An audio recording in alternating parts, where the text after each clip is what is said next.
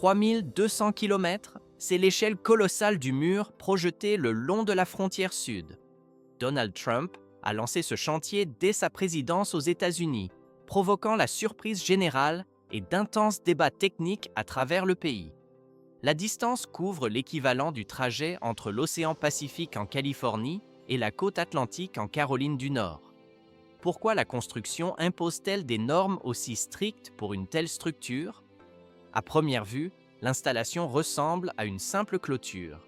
Mais en réalité, l'environnement hostile et difficile exige une robustesse extrême pour tenir dans la durée, car les ingénieurs installent des poteaux en acier de près de 30 pieds de haut, scellés profondément dans une base en béton massif.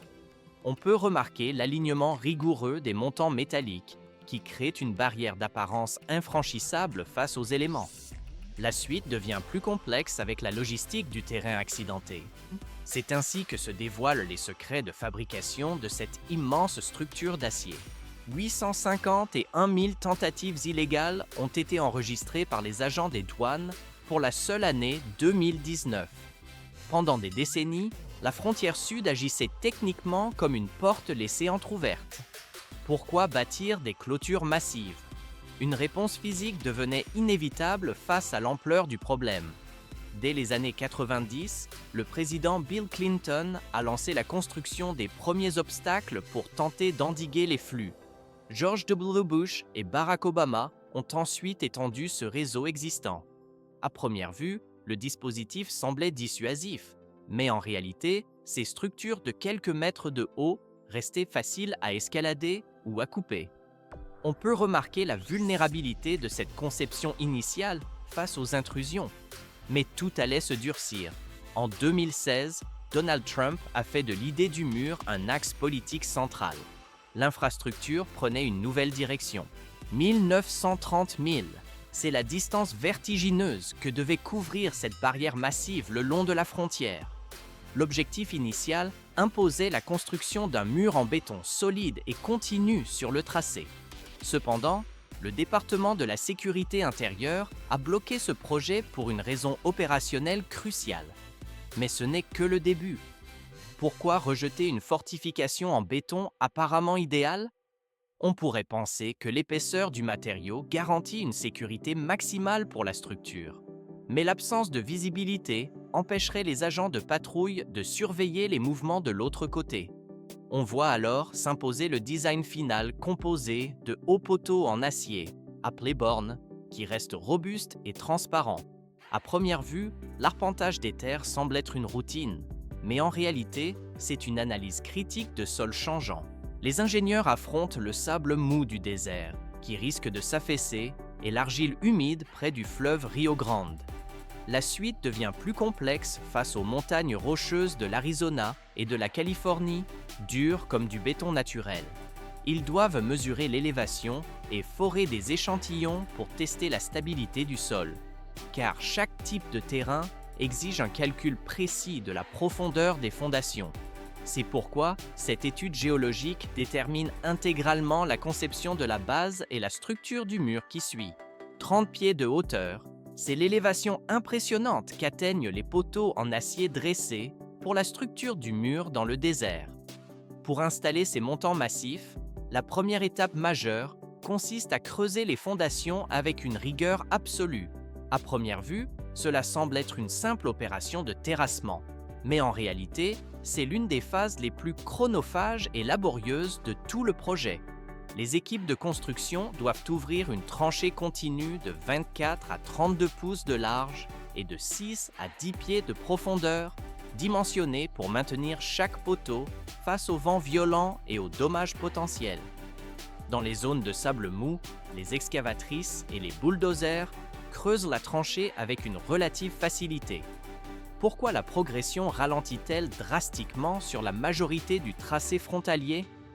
Le terrain change de nature de manière radicale dès que l'on quitte les dunes meubles.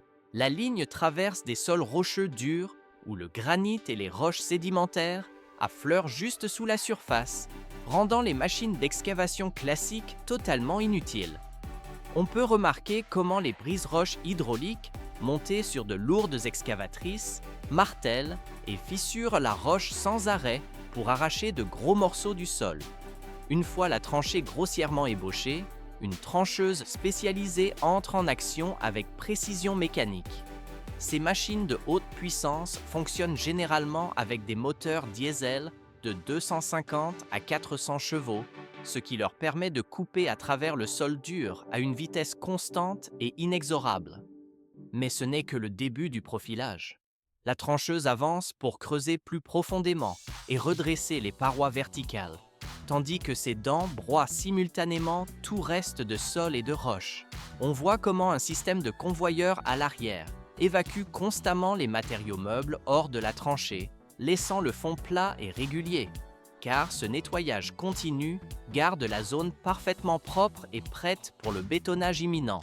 Grâce à sa capacité de coupe continue et de haute précision, la machine peut traiter des centaines de mètres de tranchées par jour, accélérant grandement le processus de construction globale. Une fois la tranchée creusée et le fond nivelé, l'équipe commence l'installation de l'armature en acier de renforcement, formant une longue cage métallique constituée de barres verticales et de liens horizontaux courant le long de l'excavation.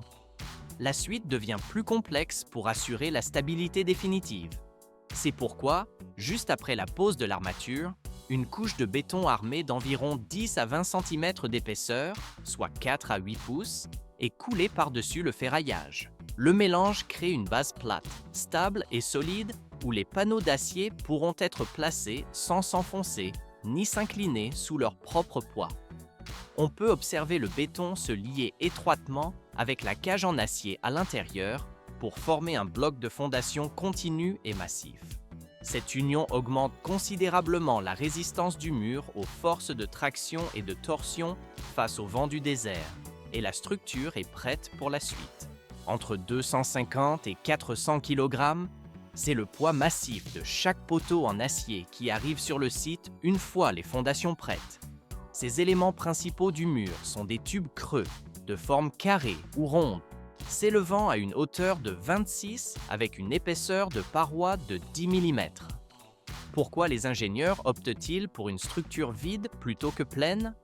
L'apparence robuste du métal suggère une densité totale pour la sécurité.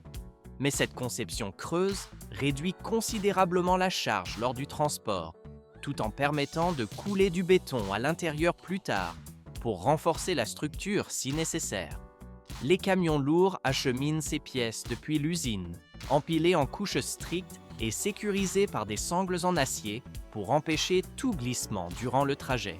On peut remarquer comment les grues mobiles ou montées sur camions saisissent délicatement chaque paquet pour le déposer dans la zone de stockage, évitant le moindre choc capable de tordre le métal. À première vue, l'assemblage semble être une simple formalité logistique, mais une zone de fabrication temporaire est installée juste à l'extérieur du périmètre de travail. Ici, les ouvriers utilisent des machines à souder de haute puissance pour connecter les poteaux en panneaux complets, généralement composés de 4 à 6 unités selon la largeur du mur. Mais ce n'est que le début. On voit comment la grue soulève désormais un panneau entier pour le placer directement dans la tranchée, au lieu de lever un poteau à la fois. Souder ces sections rend l'installation beaucoup plus rapide. Cependant, tout se complique encore au moment de la pose, car ce processus exige une exactitude chirurgicale absolue de la part des opérateurs. Une simple erreur de quelques millimètres à la base ou au niveau des soudures provoquerait l'inclinaison de tout le panneau, rendant l'alignement et l'ancrage final bien plus difficiles. L'acier est maintenant positionné, prêt pour l'étape suivante de fixation. 1130 milles, c'est la distance totale sur laquelle la barrière doit rester droite et solide.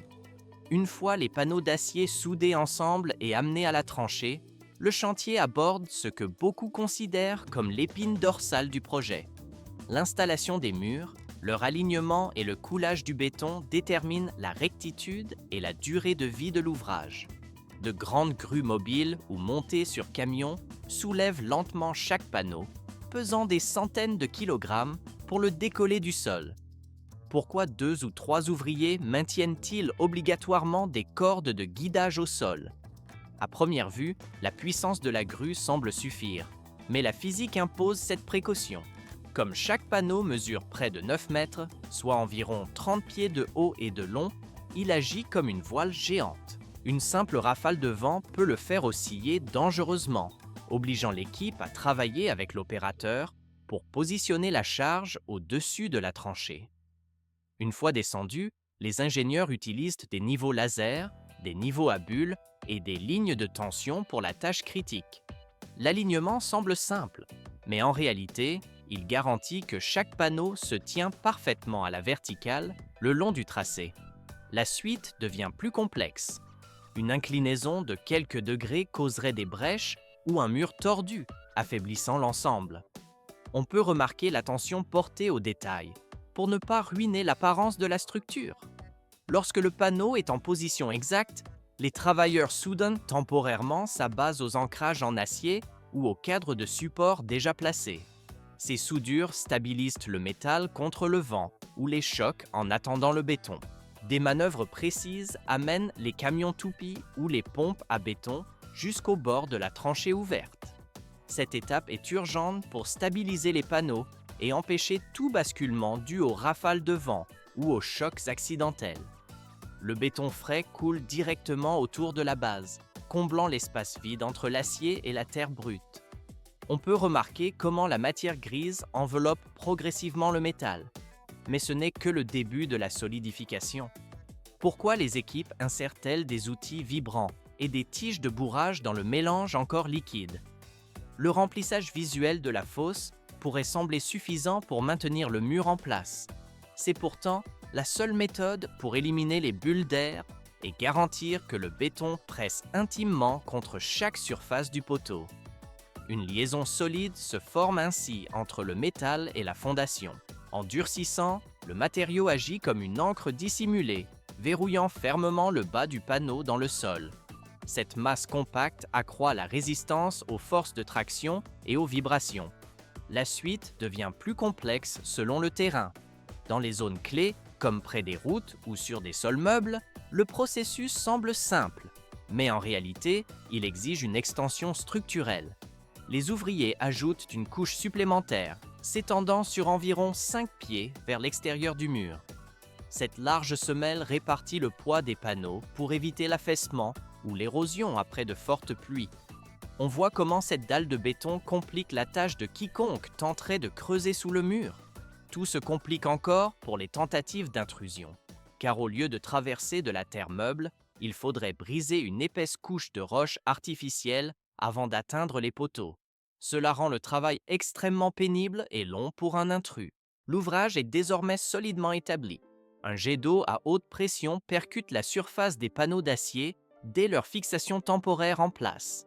Les ouvriers manient les lances hydrauliques avec force pour nettoyer l'intégralité de la paroi métallique. Pourquoi ce lavage intensif est-il si critique avant toute application de peinture? On pourrait croire que le métal est déjà suffisamment propre pour être traité directement. Mais en réalité, si la boue, le sable ou l'huile restaient présents, le revêtement n'adhérerait jamais correctement au support. À première vue, l'opération ressemble à un simple rinçage de chantier, mais elle élimine surtout le laitier de soudure et les fragments métalliques dangereux laissés par le processus précédent. On peut remarquer comment le flux liquide est dirigé strictement du haut vers le bas, le long de chaque section. Les techniciens suivent méticuleusement le sens des panneaux, empêchant l'eau sale et les débris de s'accumuler dans les coins ou les interstices des jointures. Mais ce n'est que le début de la sécurisation de la structure.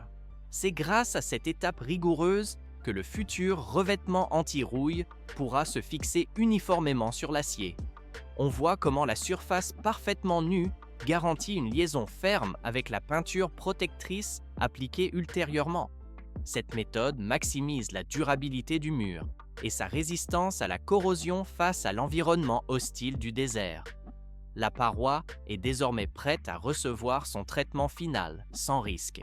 Des centaines de mètres de fils barbelés s'ajoutent à la structure presque achevée, ce qui est extrêmement important dans cet environnement désertique impitoyable. Pourquoi l'installation de ce dispositif n'est-elle jamais confiée aux ouvriers civils?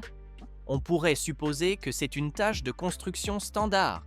En réalité, le risque élevé et les protocoles de sécurité stricts imposent l'intervention exclusive de l'armée ou des unités de patrouille frontalière. On peut remarquer les reflets métalliques des bords du fil, aussi aiguisés que des lames de rasoir, car ce matériau est conçu pour infliger des coupures profondes immédiates si quelqu'un le touche, rendant l'escalade presque impossible. Les bobines sont hissées en place par des équipements spécialisés ou installés manuellement selon la configuration du terrain. Mais ce n'est que le début du processus de sécurisation. Les soldats fixent ensuite le fil en utilisant des supports métalliques robustes et des crochets d'ancrage en acier. À première vue, cela semble être une simple pose d'attache, mais en réalité, ils doivent s'assurer que le fil reste parfaitement tendu. On voit comment les militaires vérifient que le dispositif ne peut être ni bougé ni écarté par la force. La suite devient plus technique pour garantir la rigidité. Avec cette protection supplémentaire installée par les forces armées, le sommet de la barrière devient pratiquement impossible à grimper à main nue. La capacité du mur à stopper les traversées augmente considérablement. L'ouvrage défensif atteint son niveau de finition opérationnelle. 15 milliards de dollars américains. C'est le coût total estimé que le mur et ses infrastructures connexes ont désormais dépassé selon les douanes américaines. Ce budget colossal englobe l'achat des matériaux, le transport logistique, la technologie de surveillance et une main-d'œuvre intensive. Pourquoi ce chiffre continue-t-il pourtant de grimper inexorablement? La construction principale est pourtant achevée sur de longues sections. C'est parce que la maintenance technique et les réparations structurelles exigent encore des centaines de millions de dollars chaque année.